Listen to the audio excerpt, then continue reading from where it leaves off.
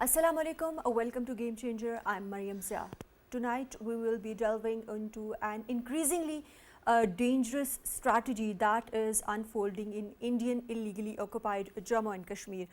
We are witnessing that under the leadership of Narendra Modi, India has taken a page from the playbook of course, Israel. When we look at the recent strategy in India, Kashmir's freedom fighters and their movement is being portrayed as militant uprising by India, which is of course relevant to Netanyahu's approach when it comes to Gaza. In today's program, we will be talking about the parallels between struggle for freedom in Gaza and in Kashmir as well.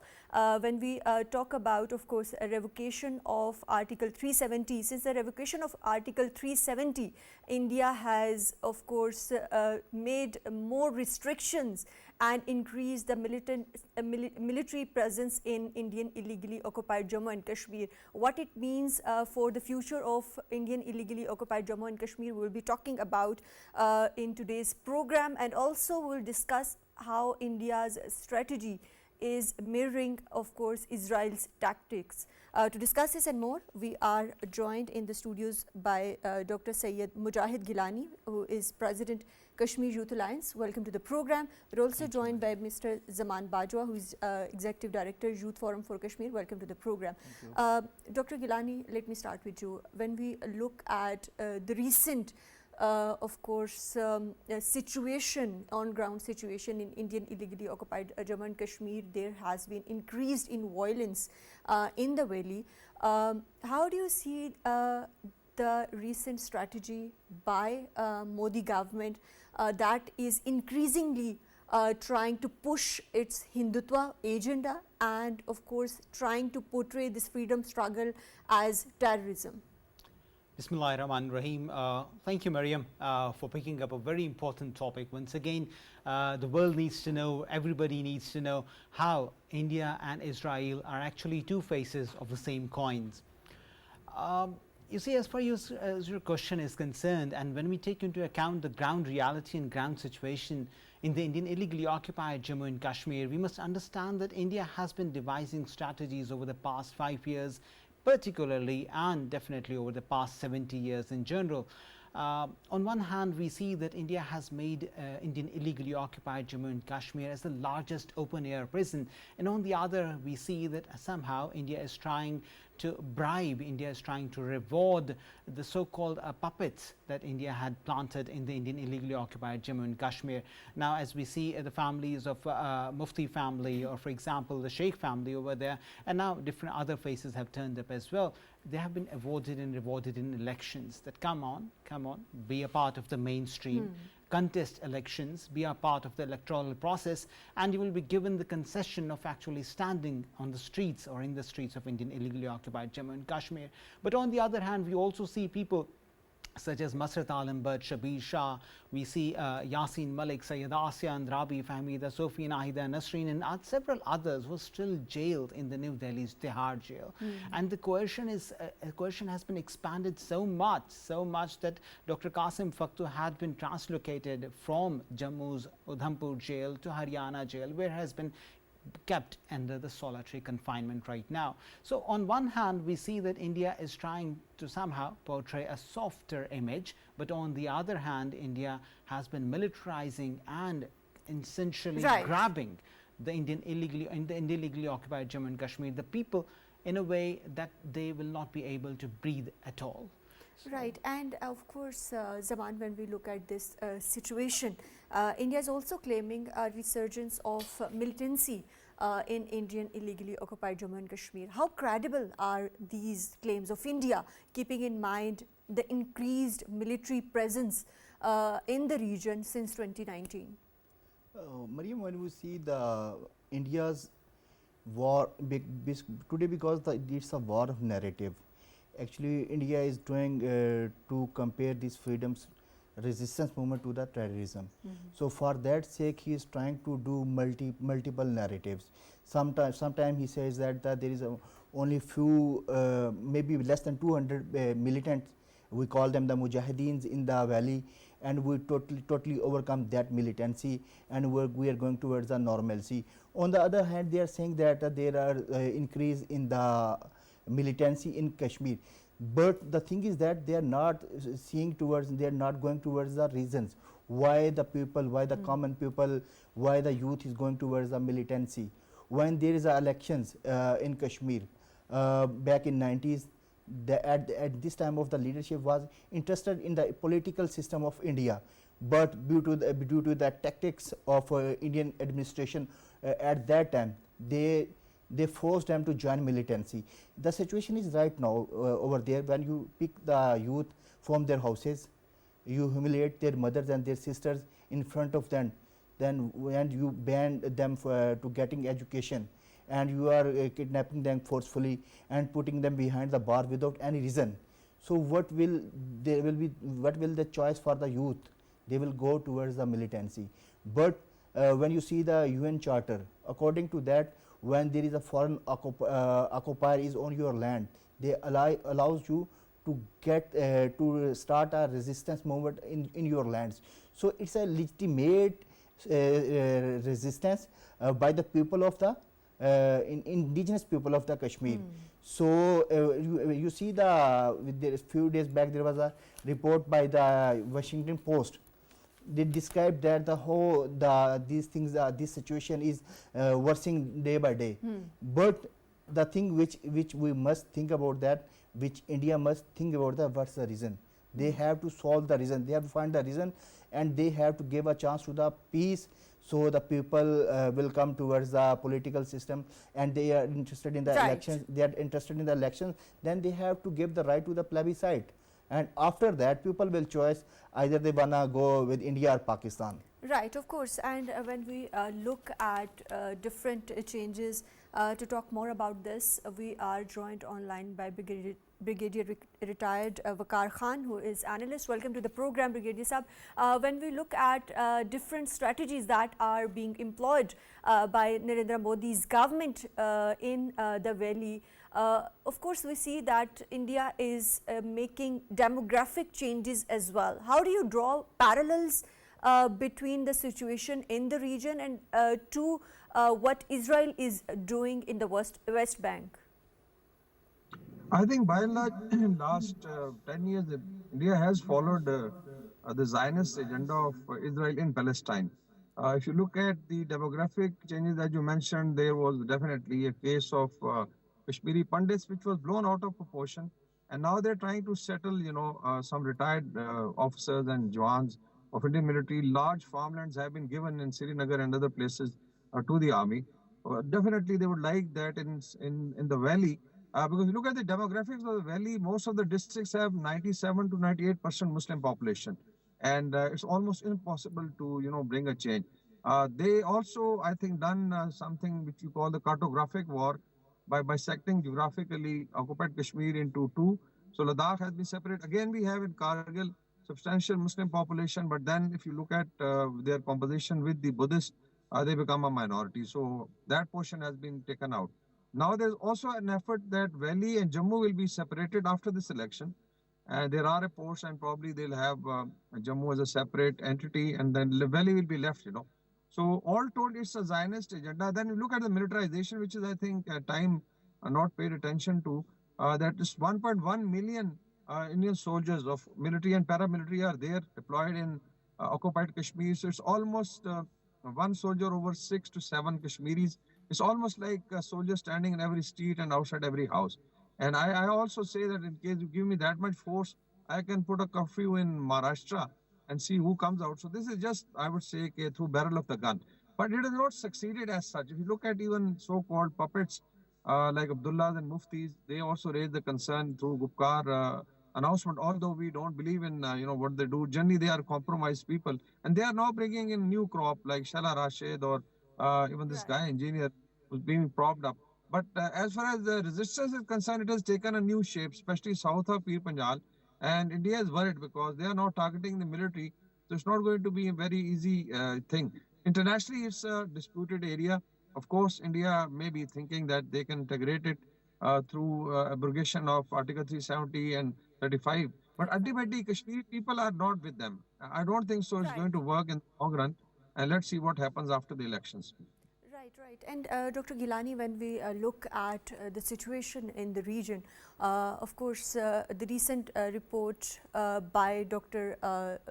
Gregory Stanton in Genocide Watch also warns of a potential genocide in Indian illegally occupied Jammu and Kashmir. How serious are these threats? And what steps does the international community need to take in this regard?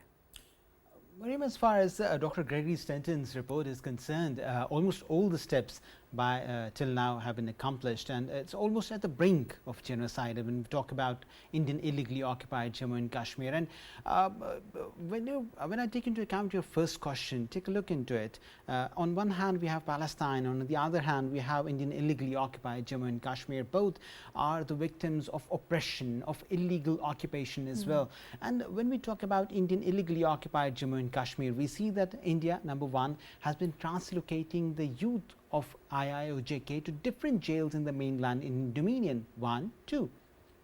India has been exterminating the Kashmiri youth in the name of so-called terrorism. India has been labeling them as terrorists.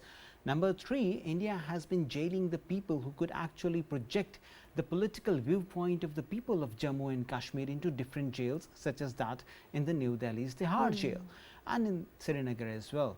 But then we must understand that all these tactics of India are number one, gross human rights violations, and number 2, organized war crimes.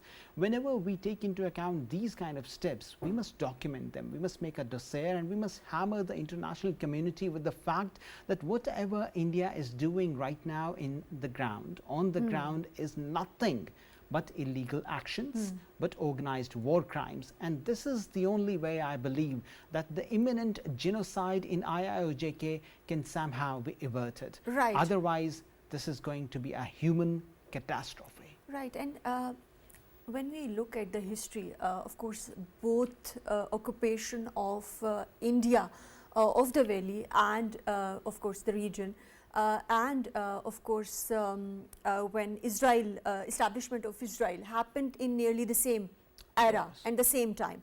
So, in your opinion, how are these both of these struggles are aligned or historically interconnected?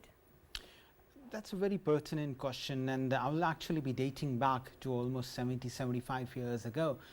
You see, whenever we talk about Pakistan, whenever we talk about the relationship that the Kashmiris enjoy with Pakistan, it's primarily ideological. The people of Jammu and Kashmir, the greatest heralder of the separation of the succession from India, Syed Ali Gilani Rahmatullah alayh, always used to say, Pakistan se rishta kya, la ilaha illallah. Or the way he used to say that we are Pakistanis, hum Pakistani hai, Pakistan hamara hai. That was purely based on the ideology.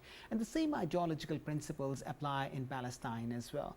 This, once again, are the two faces of the same coin whenever we talk about the two oppressed areas. Israel took it over as an ideological process. India definitely took it over as an ideological process as well. Kashmiris wanted to align with Pakistan because of their ideological affiliations, and Palestinians even till today talk about their freedom because of their ideology.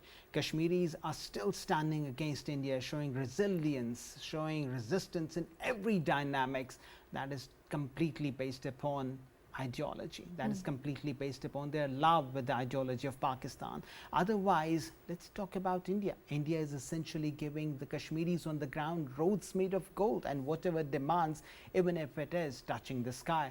These were the words of Nasim Rao, the Prime Minister of India. But Kashmiris, even today, are still standing. Even the elections that are being conducted right now, I believe the Kashmiris are taking it as a form of resistance. This vote against the BJP is in a way to oust BJP from Indian illegally occupied Jammu and Kashmir.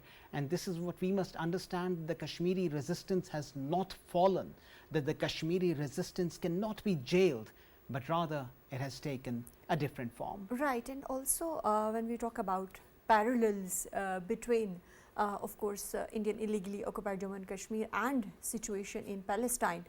Zaman, how do you draw the parallels, especially in your opinion, what lessons India has learned from Israel's strategy in occupying Palestine that you see that they are replicating in the region? Basically, if you see the parallels between two countries, they are naturally similar.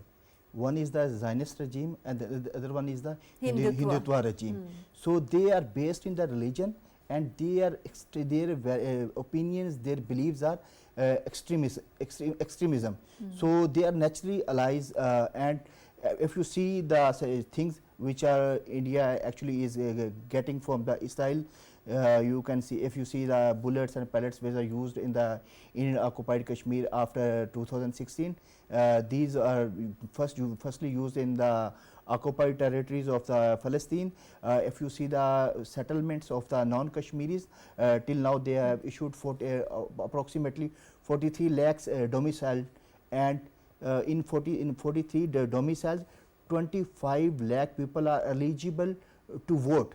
So it's mean that their plan is to just copy the Israel type settlements, and they just want to create a disbalance among the Muslim population and the non-Kashmiris, and actually they bring people more and more, and they are just creating some colonies for the people as Israel did in Gaza. So the model is same, not from this day. Actually, when you go back in 1962, when there was a fear of a war between China and Israel, China and India, the Israeli administration helped the Indians, and in the vice versa. When you see that in 1967 there was a Arab-Israel war, Indian government facilitated the Israeli regime because their interests are same, their ideologies are same, and they are against the Muslim populations. Right. But Brigadier Waqar, when we look at the situation, of course, how do you see this, that the history has taught what kind of lessons to India, and how it has shaped the current relations between both the countries like Israel and India? I think it's not only that India is happening with Palestinians. We have seen Israeli military intelligence and their advisors coming to occupied Kashmir. This was, I think, about 15 years back, and then there's been regular visits. So they have, I think, pulse of the ground also. Now, if you look at the similarities, what they have learned, one is, of course, settlers. In Israel, you have seen West Bank, especially, you have settlers across the West Bank, and basically they are trying to nibble the land. Same is true in Gaza and rest of, I think, even if you look at Beit al-Maqdis itself, Jerusalem city. Same is being applied, as I think it was mentioned, the number of domiciles issued.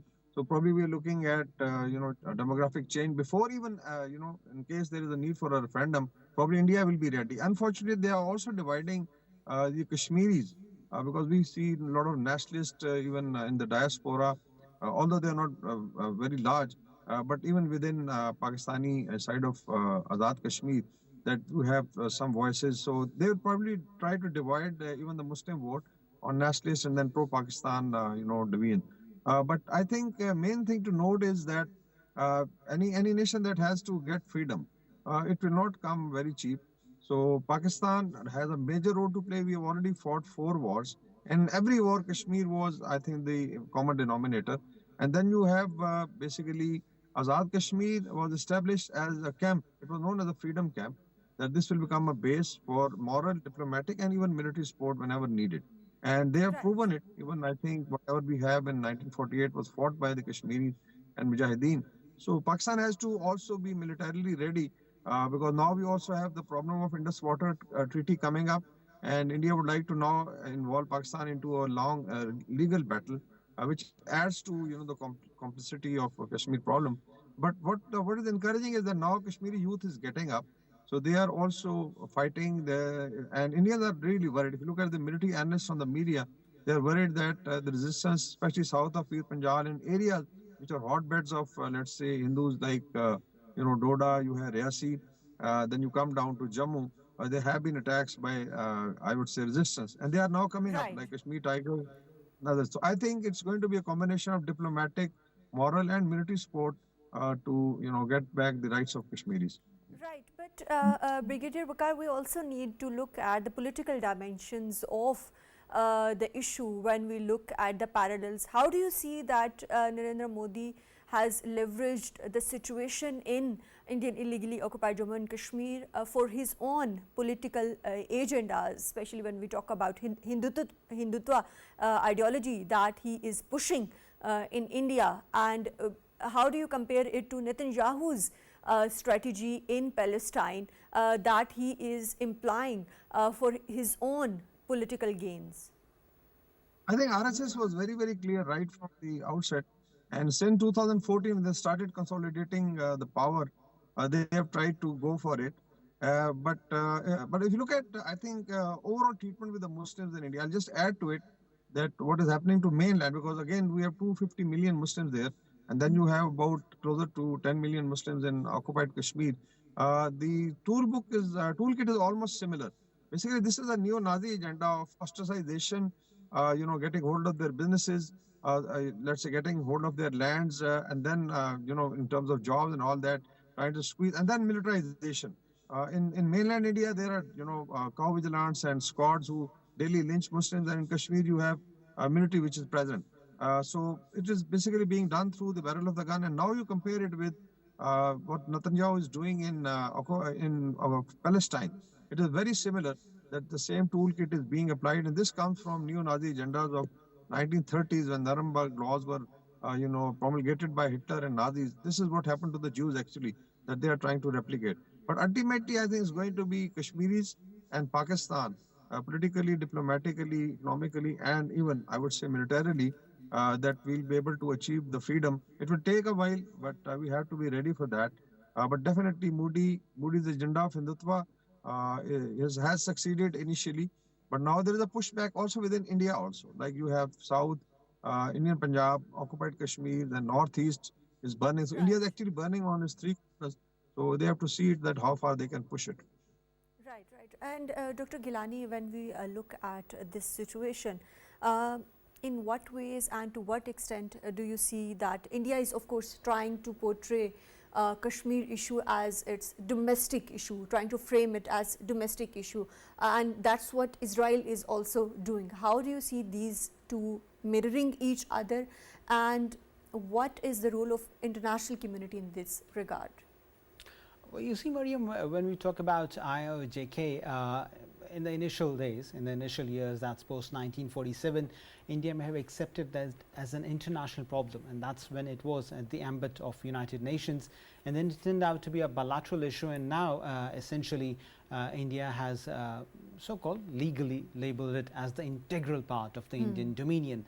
So when we talk about this, for once, India has invited an international delegation for these sham elections as well, that India could actually portray normalcy to the world, that we are conducting elections in the Indian illegally occupied Jammu and Kashmir, and therefore there is no problem at all. And the same goes with Israel, and when we talk about occupied territories of the Palestinian region, somehow Israel claims that these are our lands, and in fact whatever smallest strip of Gaza that in fact, or the West Bank, that Israel has allowed the Palestinians to live in are basically because of Israel's leniency. Otherwise these two areas also belong to Israel. And somehow we see, particularly post October 2023, that Israel has been launching repeated attacks on these very same territories, and not only on those, on the neighboring countries as well.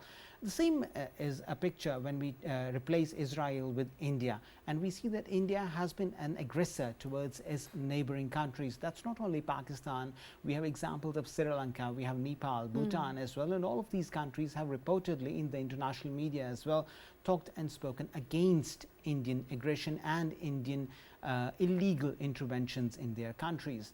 So for once, I believe that we must understand and repeatedly tell the world that whatever is going on, particularly in the illegally occupied Jammu and Kashmir, is not a norm.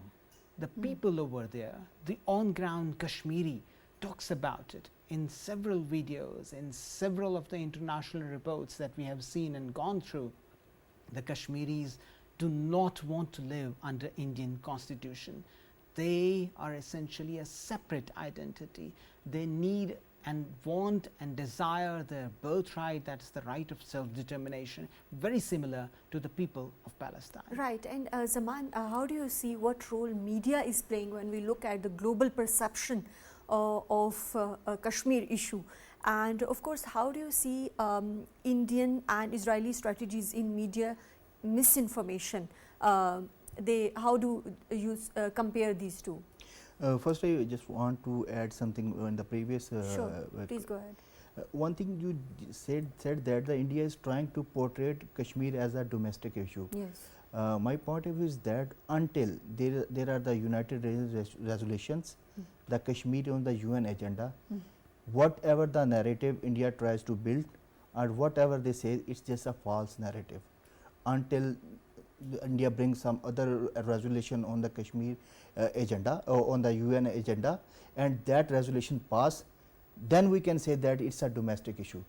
Rather than it is an international issue, it's an internationally recognized dispute on the UN agenda. You are talking about the Indian narrative, Indian and media misinformation campaigns. Media information.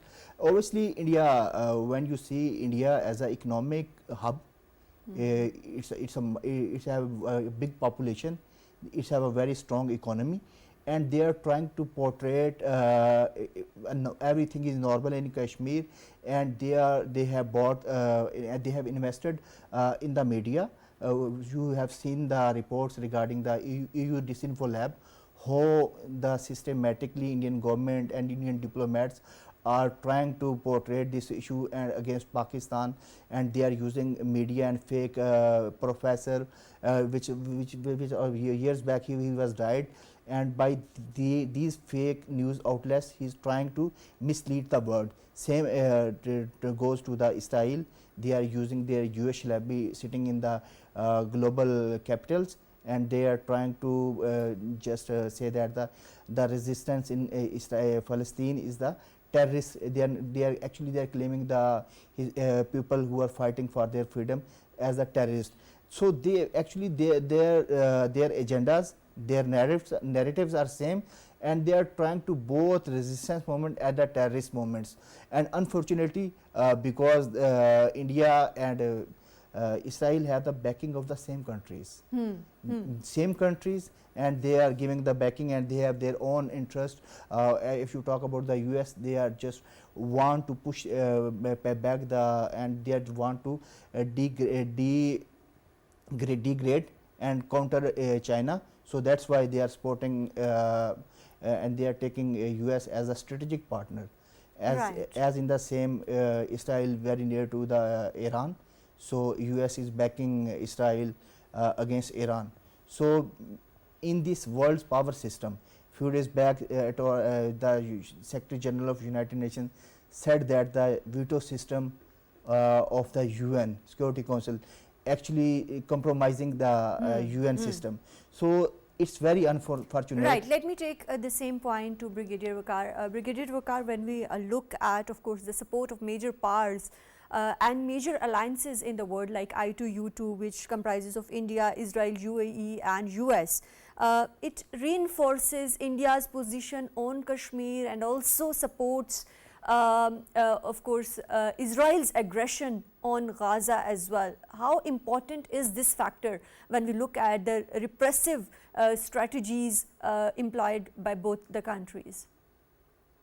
I think India does enjoy, diplomatic and economic clout, and they utilize it. And as you mentioned it, I just like to highlight, something that Pakistan and Azad Kashmir government can do. And definitely, it's not only our mainstream public media, but also private media and social media. I just give you a small example and compare it with what we have and how much we are putting. And there may be some lessons as far as information war is concerned. I'll just take example of 6 cause for Khalistan. They don't have any issue in the lying in the United Nations. It's very much part of India. But there are 4 or 5, I would say, groups in North America and in Europe, like 6 for Justice. And now they have so much cloud developed through information that even President Biden had to call them before Moody met him. So look at the weight they have been able to put. It's not an international issue. By and large, it is a set. But the only thing is on their, certain rights of water and all that. They are building up case for Khalistan. They don't have a government in exile. They don't have something like Azad Kashmir. Now compare it with Pakistan. What do we have? Because at times, we look at Indian economic and diplomatic clout and we try to undermine that we have. I feel that there is a lack of, I would say there is a more effort required. So you have Azad Kashmir government, which is definitely much larger than what the six have outside, 4 or 5 activists like Patwan Singh Pannu, or I think some of the ladies, and there are few people in North America and UK. So they've been holding referendum, since 2020, and they've really, I would say, galvanized the Sikh nation, the diaspora as well as Sikhs in Indian Punjab. Then you have government of Pakistan. We have a huge media. Definitely, PTV is doing a wonderful job. Social media. Then look at Kashmiri diaspora. Even in UK, if you look at closer to, I think, 1.5 to 2 million Pakistanis, mostly their lineage or their blood is Kashmiri. If you look at the overall demographic composition, look at the potential in North America. People are doing job, but I feel that we could do a lot. Other than definitely, there's a diplomatic maneuver. There's a international legal warfare that you have to do, or the lawfare, because you'll be fighting it.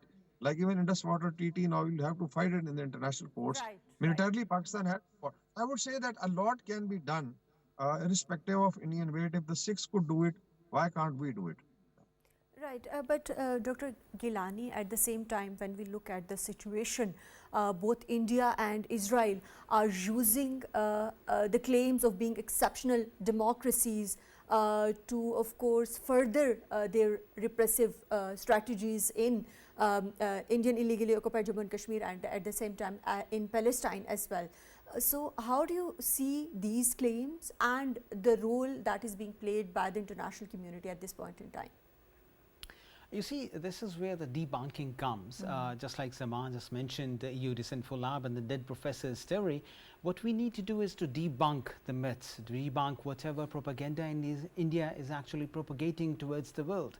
This is what an occupier does. An occupier never actually claims itself to be an occupier. An occupier never tells the world that I'm oppressing the people, I'm essentially a brutal terrorist. That's not what an occupier does. An occupier always has a soft face. An occupier always and tells... they're justifying their actions. Exactly, exactly. That's the problem, that the occupier needs to justify its presence by telling the world that we are providing the people with all the civic rights and justice.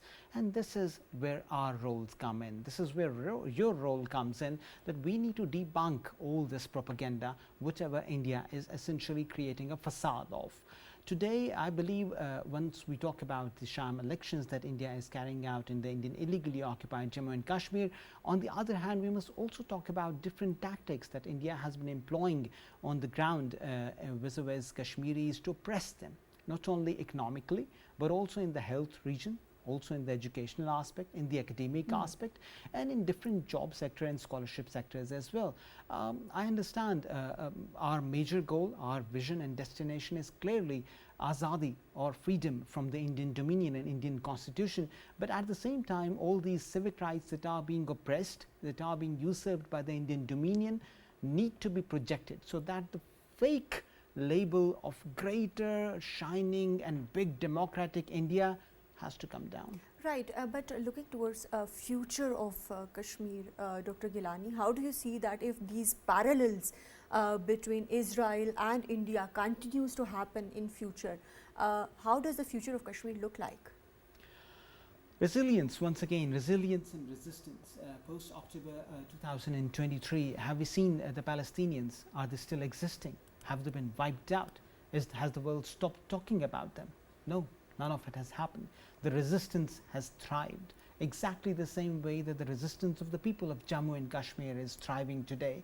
Despite all the economic ties between India and Israel, despite all the lithium or mineral excavation by Israel in the Indian illegally occupied Jammu and Kashmir, today the Kashmiris stand telling the world that this relationship between India and Israel, an ideological relationship, is harming the humans of Indian illegally occupied Jammu and Kashmir, just like it is harming the humans of Palestine as well. A human life matters, and this human life matters is what we need to portray and hammer to the movers and shakers of the world, so that they understand that we are not the children of a lesser God. Right. We Kashmiris stand for resistance. Right. And lastly, Zaman, very briefly tell us what is the way forward and the role of course, international human rights organizations and international organizations like UN when we talk about both the issues. First, I just want to say that whatever India is claimed as a democracy, yes, they are the dark democracy like the Israel, where the freedom of movement, where the freedom of expression, where the freedom of life is banned. Like India banned journalism in Indian occupied Jammu and Kashmir, and yesterday Israel banned Al Jazeera's office in the occupied territory. So India is trying to doing lobbying, but the resilience of the people of Kashmir, they can't counter them. Right. One day people of Kashmir will get their right to self-determination. Right. Thank you very much, Mr. Zaman Bajwa, for joining us in today's program. Thank you very much, Dr. Syed Mujahid Gilani, for joining us in today's program. Thank you very much, Brigadier Retired Waqar Khan, for joining us in today's program. Of course, as we conclude today's discussion, it is clear that the parallels between the situation in Indian illegally occupied Jammu and Kashmir and Palestine are striking. And what is happening in Palestine today could happen and could be replicated in the region tomorrow. So the world needs to take action. That's all from Game Changer tonight. Take care. Allah Hafiz.